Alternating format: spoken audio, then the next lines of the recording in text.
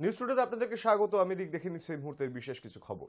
Ration দুর্নীতি কাণ্ডে ধৃত মন্ত্রী জ্যোতিপ্রিয় মল্লিকের হয়ে কত টাকা লেনদেন করেছেন, আবার সেই প্রশ্নের মুখোমুখি হলেন ইডির হাতে গ্রেপ্তার হওয়া বনগাঁ পুরসভার প্রাক্তন চেয়ারম্যান শঙ্কর আঢ্য ওরফে ডাকু।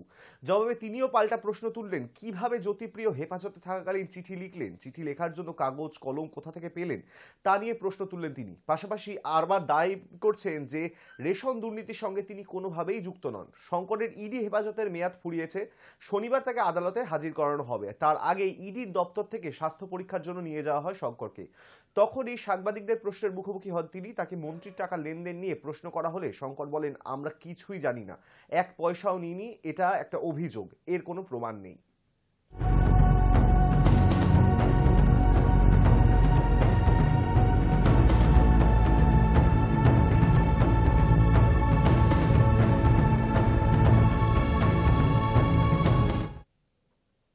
সম্প্রতি প্রকাশ্যে এসেছে রামলালার প্রতিমার ছবি। অনেকেই অযোধ্যায় না গিয়ে বাড়িতে বসেই মোবাইলে রামলালার দর্শন করে ফেলছেন। তবে এই ঘটনায় গভীর উদ্বেগ প্রকাশ করল রাম মন্দির ট্রাস্ট। এই আবহে রামলালার ছবি ভাইরাল করা ব্যক্তির খোঁজ শুরু করা হয়েছে, তদন্ত চলছে। আগামী 22 তারিখ রাম মন্দিরে ভগবান শ্রীরামের প্রতিমার প্রাণ প্রতিষ্ঠা হওয়ার কথা। তার আগেই ইতিমধ্যেই পাথরের তৈরি মূর্তিটি মন্দিরে চলে এসেছে। আর গত বৃহস্পতিবার থেকেই রাম মন্দিরে সেই রাম প্রতিমার ছবি ভাইরাল হয়ে সোশ্যাল মিডিয়ায় ঘুরছে। তা নিয়ে গভীর উদ্বেগ প্রকাশ করা হয়েছে রাম মন্দিরের ট্রাস্টের তরফ থেকে।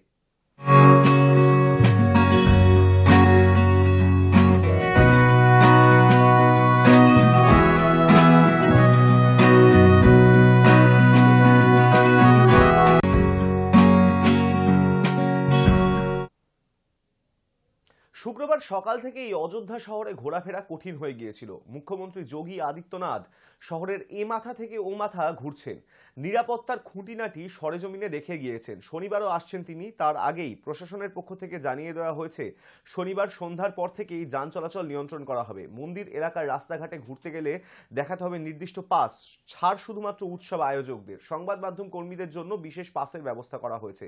সাধারণ অযোধ্যাবাসীকে শনিবার দিনের মধ্যেই বাজারহাট সেরে ফেলতে হবে, এমনটাই জানা গিয়েছে।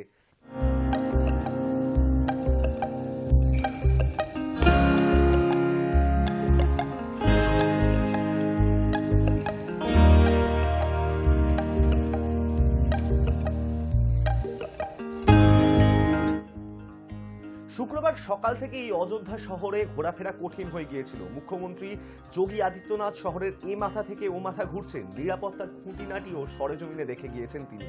শনিবারও আসছেন তিনি। তবে তার আগেই প্রশাসনের পক্ষ থেকে জানিয়ে দেওয়া হয়েছে যে শনিবার সন্ধ্যার পর থেকে যান চলাচল নিয়ন্ত্রিত করা হবে। মন্দিরের এলাকার রাস্তাঘাটে ঘুরতে গেলে দেখাতে হবে নির্দিষ্ট পাস, ছাড় শুধুমাত্র উৎসব আয়োজকদের। সংবাদ মাধ্যমের কর্মীদের জন্য বিশেষ পাসের ব্যবস্থা করা হয়েছে। সাধারণ অযোধ্যাবাসীকে শনিবার দিনের মধ্যেই বাজারহাট সেরে ফেলতে হবে, এমনটাই জানা গিয়েছে।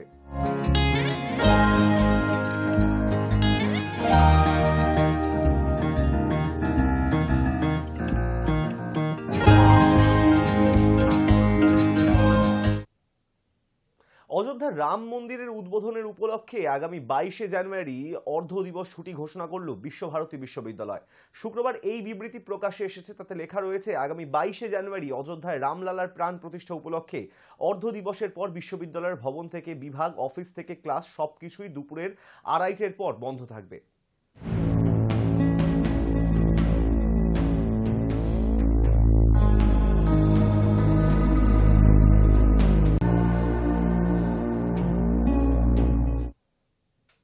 চাঁদের মাটিতে সাফল্য পেল আরও এক দেশ। ভারতের পর পঞ্চম দেশ হিসেবে চাঁদে পা রাখল জাপান। পঞ্চম স্থানটিও রইল এশিয়ার দখলেই।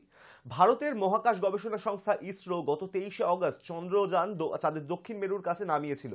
5 মাসের মধ্যে চন্দ্র অভিযানে সাফল্য পেল জাপান। তবে সাফল্য পেলেও তার সঙ্গে ব্যর্থতার সামান্য ছাপ থেকে গেল। জাপানের চন্দ্র অভিযান মসৃণ হয়নি। তারা চাঁদের মাটি ছুঁলো, যা করতে চেয়েছিল তা এখনো করতে পারেনি। আদৌ জাপানের মূল উদ্দেশ্য কি সফল হবে, তা নিয়ে সংশয় রয়েছে। যান্ত্রিক ত্রুটির কারণে জাপানের মহাকাশযান smart lander for investigating moon স্লিমের সৌরশক্তি পৌঁছচ্ছে না। চাঁদের মাটিতে কাজ করার জন্য সৌরশক্তি ভরসা।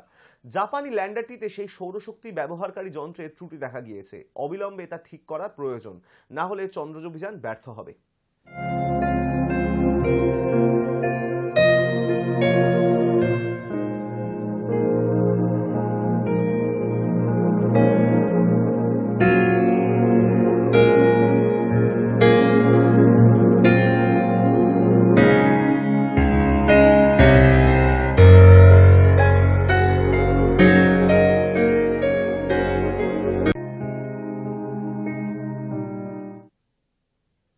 ঘূর্ণাবর্তের কারণে রাজ্য থেকে প্রায় উধাও হয়ে বসেছিল শীত, তবে তা সামাল দিয়ে আবারও পারদপতন রাজ্যে। মেঘের ঘনঘটা কাটিয়ে রাজ্যের তাপমাত্রা কমলো বেশ কয়েক ডিগ্রি। শুক্রবার সকালবেলায় কলকাতার সর্বনিম্ন তাপমাত্রা ছিল 16.1 ডিগ্রি সেলসিয়াস। শনিবার তা কমে হয়েছে 14.7 ডিগ্রি সেলসিয়াস। দক্ষিণবঙ্গের কোনো জেলাতেই শনিবার বৃষ্টির পূর্বাভাস নেই বলেই জানিয়েছে হাওয়া অফিস, তবে বৃষ্টি এবং তুষারপাতে ভিজতে পারে উত্তরবঙ্গ এবং দার্জিলিং এবং কালিম্পং।